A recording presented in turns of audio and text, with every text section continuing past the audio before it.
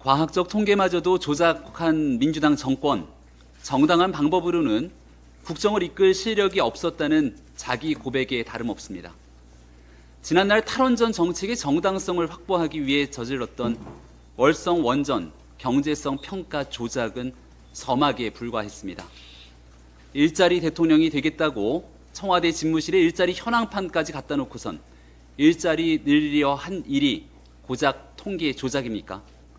소득 주도 성장 운운하면서 최저임금을 다락같이 올려놨는데 오히려 양극화가 심해지니 또 통계를 조작하고 부동산만큼은 자신 있다고 큰 소리 쳤는데 도저히 잡힐 기미가 보이지 않으니 부동산은 조사자 불러다 호통치고 또 통계를 조작합니다. 이쯤 되면 민주당 정권 내내 조작이 일상화되었다고 보아도 하등 이상할 게 없지 않겠습니까? 정상적인 방법으로는 국정 운영의 성과를 낼 자신이 없으니 불법과 반칙을 동원해서 결과를 바꿔치기 하는 범죄를 저질러 온 셈입니다. 그런데 어디서 많이 본 모습 같지 않습니까? 정상적으로 대학 갈 실력이 없으니 표창장 위조하고 인턴 경력 조작해서 의전원에 입학한 조국 전 장관의 딸 조민 씨 모습과 별반 다를 바가 없습니다. 그런데 조민의 아버지 조국 전 장관이 민정수석으로 몸을 담고 공직 기강을 관할하는 위치에 있었으니 조작이 일상화된 정권이 된 데에는 다 이유가 있었을 겁니다. 그런데도 문 전 대통령은 반성하는 모습을 보이기는커녕 SNS에 지난 정부 고용 노동 정책에 관한 자화자찬 성격의 글을 올립니다. 대통령부터 참모진, 민주당의 국회의원에 이르기까지 지난 정권 인사들의 정신 승리가 가히 놀라울 따름입니다. 하나를 보면 열을 안다고 과연 민주당 정권에서 이뤄진 조작이 어디 통계뿐이었겠습니까? 엄정하고 공정한 수사를 통해 총체적 조작 정권의 민낯이 속히 국민 앞에 밝혀지기를 바랍니다.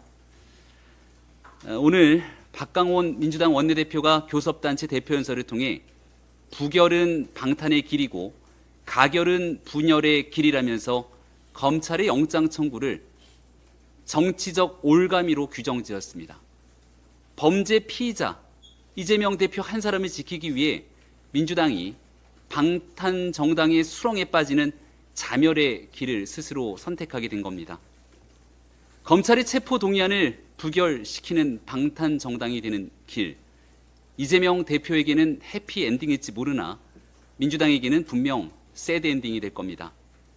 치킨게임처럼 정치를 파국으로 몰아가는 단식을 통해 이 대표는 비명계를 압도적으로 제압하는 데 성공했고 헐거워지고 구멍난 방탄을 더 두껍고 단단하게 메꿔버렸습니다.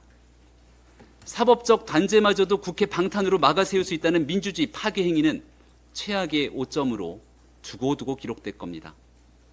이재명 대표 본인은 이번 단식이 당내 결속으로 사법 리스크를 회피하는 신의 한 수라고 생각할지 모르겠지만 많은 국민들께서는 이미 이 대표 범죄 혐의를 회피하기 위해 철저히 계산된 신의 꼼수라는 걸 모르지 않을 겁니다. 민주당이 책임 있는 국회의원들이 국민의 편에 설 것인지 범죄 피의자의 편에 설 것인지 체포동의안에 자유로운 표결을 통해 분명히 보여주기를 바랍니다. 감사원 감사에서 드러난 문재인 정부의 통계 조작 실태는 충격적입니다. 부동산 정책 실패에 따른 집값 폭등, 이른바 소득주도 성장 정책 강행에 따른 저소득층 소득 격감이 은폐됐습니다. 또 문재인 정부 청와대의 정책 실장과 경제수석, 일자리 수석 등이 조작을 주도했다는 의혹이 제기됐습니다. 독재 정권에서나 휘둘렀던 통계 조작이 대한민국 대통령실에서 벌어진 것은 있을 수 없는 일이며 국정을 오도하고 국민을 착각에 빠뜨리는 조직적 범죄란 점에서 배후와 공모를 철저히 밝혀내야 합니다. 대장동 부패 게이트 몸통이 윤석열이라는 가짜 인터뷰를 고리로 한 희대의 대선 공작 사건 역시 공모와 배후를 반드시 밝혀내야 합니다. 서울 시민이 낸 세금으로 운영하는 교통방송이 문제의 가짜 인터뷰가 맞는 것처럼 퍼뜨리고 여기에 이재명 대선 캠프와 더불어민주당이 가세에 재확산시킨 것만 해도 공모와 배후 없인 불가능한 일일 것입니다. 가령 신장식 변호사는 자신이 진행하는 교통방송 프로그램에서 JTBC 첫 보도 다음 날 윤석열 게이트를 운운했고, 교통방송의 김어준의 뉴스공장에 출연해선 JTBC 가짜 인터뷰를 인용하면서 아주 대단히 굉장히 중요한 퍼즐의 마지막 조각을 거의 맞추는 보도라고 주장했습니다.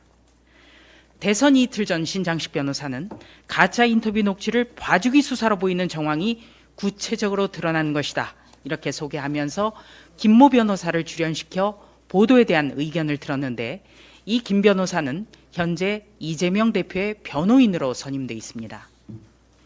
이런 식의 방송 내용은 이재명 대선 후보의 대선 캠프 소속 주요 인사들에게 실시간 공유됐고, 더불어민주당의 공식 논평과 브리핑에 활용됐습니다. 이처럼 가짜 인터뷰를 고리로 한 희대의 대선 공작 사건은 대선 6개월 전부터 대선 직전까지 더불어민주당 이재명 대선 후보와 주요 인사, 문재인 정부 검찰, 일부 언론이 함께 움직인 더불어 공작 사건입니다. 국가 경영 조작 사건, 선거 공작 사건 모두 철저하게 진상이 규명돼야 합니다.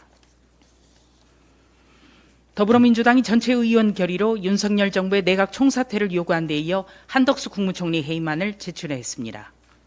이재명 대표의 단식 중단 명분 마련이 여의치 않아 꺼내든 것이겠지만, 수용 불가능한 것을 알면서도 요구하는 것은 무책임의 극치입니다. 국무총리 해임안은 다수당 단독 가결이 가능하지만 본회의 처리는 헌정사상 전례가 없는 일입니다. 앞서 더불어민주당은 외교부 장관과 행정안전부 장관 해임 건의안을 단독으로 통과시켰고, 행안부 장관에 대해서는 탄핵 소추를 밀어붙였지만 헌법재판소가 기각한 바 있습니다. 북러 군사협력에 따른 국제정세가 급변하면서 안보 위협이 가중되고 있고, 우크라이나 전쟁 장기화 등에 따른 복합위기가 커지고 있습니다. 제1당인 더불어민주당이 책임있는 공당의 자세를 되찾기를 촉구합니다. 수사받는 피해자가 단식하면 어떻게 해야 하는지, 특히 그 피의자가 국회의원 탓에 국회에서 체포 동의를 받아야 하는데 그 표결을 앞두고 피의자가 단식하면 사법을 정지해야 하는지 서술하시오. 가상의 변호사 시험에서 이런 문제가 나오면 아마 대부분의 수험생은 법치가 중요하다는 취지로 답변할 것입니다. 그것이 상식이기 때문입니다. 법조인 출신의 이재명 수험생도 아마 같은 결론을 냈을 것입니다. 2016년 6월 이재명 당시 시장의 단식은 중앙정부의 지방재정 개편법에 반대하는 지방자치를 주장하는 단식이었습니다. 그런데 오늘 이재명 대표의 단식은 자신의 치부를 숨기기 위한 단식으로 인식되고 있습니다. 동시에 국회 다수인 민주당 의원들에게 체포 동의안 부결을 강압하는 단식입니다. 강력범이 판치는 사회입니다. 단식하면 수사받지 않는 선례를 남기면 안 됩니다. 유력 피의자가 단식하면 체포하지 말아야 합니까? 그것은 법치가 아닙니다. 이재명 대표는 한 명의 법조인이자 공당의 대표입니다. 그리고 불행하게도 수사받는 피의자입니다. 그리고 법조인으로서 공당의 대표로서 법치와 사회 질서를 생각한다면 단식을 멈추고 건강을 찾아 당당히 수사에 임하십시오. 박광온 원내대표의 교섭 연설은 이재명 대표 그리고 내각 총사퇴와 관련한 이야기를 제외하면 토론할 만한 주제가 많습니다. 환경, 미래산업, 교육, 외교 노선에 대한 이야기는 충분히 정책적으로 국회에서 논의되어야 할 이야기입니다. 하루빨리 방탄에서 벗어나 민생을 위한 정책 토론을 시작해야 합니다. 하루빨리 건전한 야당으로서의 역할을 해주십시오. 한 명의 피의자 때문에 5천만이 고생이다. 조국 전 장관이 남겼던 말입니다. 한 명의 범죄 혐의자 때문에 국회가 멈추고 민생은 뒷전이 됐습니다. 이재명 대표의 입원 때문에 국회 상임위 일정이 취소됐습니다. 상임위에서 민생 법안을 논의하고 통과시키는 것은 국회의원의 의무입니다. 구속을 피하기 위한 이재명 대표 한 명의 단식으로 상임위를 취소할 이유가 무엇입니까? 일하지 않는 국회를 만든 민주당은 분명한 책임을 져야 합니다. 이재명 대표의 단식을 김영삼 전 대통령, 김대중 전 대통령의 단식과 비교하는 것은 두 분에 대한 모욕입니다. YS와 DJ는 이재명 대표처럼 온갖 토착 비리를 저지르지도 않았고 수사와 구속을 피하기 위해 단식을 한 것도 아닙니다. 국회는 영장을 회피하기 위해 안 먹는 정치인 눈치 보지 말고 정말 없어서 못 먹는 어려운 국민들 눈치를 봐야 합니다. 정치가 무엇인지 모르겠습니다. 이렇게 명분 없는 사리사욕 단식에 적당히 손을 내미는 게 정치라면 그런 정치 하지 않겠습니다. 나름 합리적이라는 민주당 박광온 원내대표도 후진적인 단식 정치에 휩쓸려 저주와 증오로 가득한 연설을 했습니다. 이게 박광온의 연설인지 철험회의 연설인지 구분하기 어려웠습니다. 박광온마저 철험회 같은 극단적 강경파가 되게 만드는 것이 이재명식 정치의 결론입니다.